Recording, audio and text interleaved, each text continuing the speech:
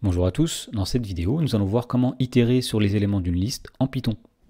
Dans l'exemple, on nous dit qu'on nous donne le programme suivant, donc grand L est une liste qui contient les éléments 5, 4, 3, 2, 1 et 0.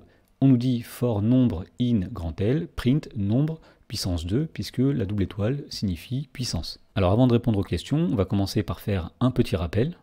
Eh bien, en Python, on peut parcourir une liste en appelant l'instruction for element in L.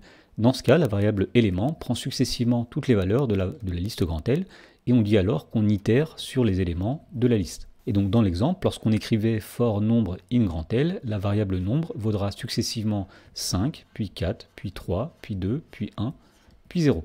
Dans la première question, on demande quelles valeurs seront affichées par ce programme.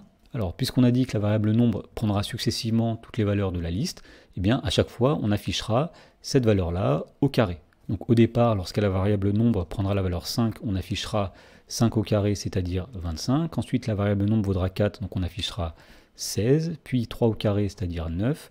Puis 2 au carré, c'est-à-dire 4. Puis 1 au carré, c'est-à-dire 1. Et enfin, on affichera 0 au carré, c'est-à-dire 0. Dans la question numéro 2, on nous demande d'écrire un programme qui calcule et affiche la somme de tous les éléments de la liste grand L qui contient les éléments 8, 5, 3 et 10. Alors pour écrire ce programme, on va commencer par donner la valeur de la liste grand L. Grand L c'est 8, 5, 3 et 10. Ensuite on va se donner une variable grand S qui représentera la somme et qui vaut 0 au départ. Et enfin on va parcourir tous les éléments de la liste L, for nombre in grand L. Et ce qu'on va faire pour chaque élément, c'est qu'on va l'ajouter à la somme, donc S est égal à l'ancienne somme plus nombre.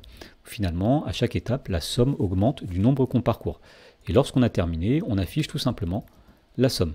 Alors on va exécuter ce programme pour voir qu'effectivement, il renvoie bien la somme 8 plus 5 plus 3 plus 10, c'est-à-dire 26. Donc lorsqu'on exécute ce programme, la valeur affichée est bien 26.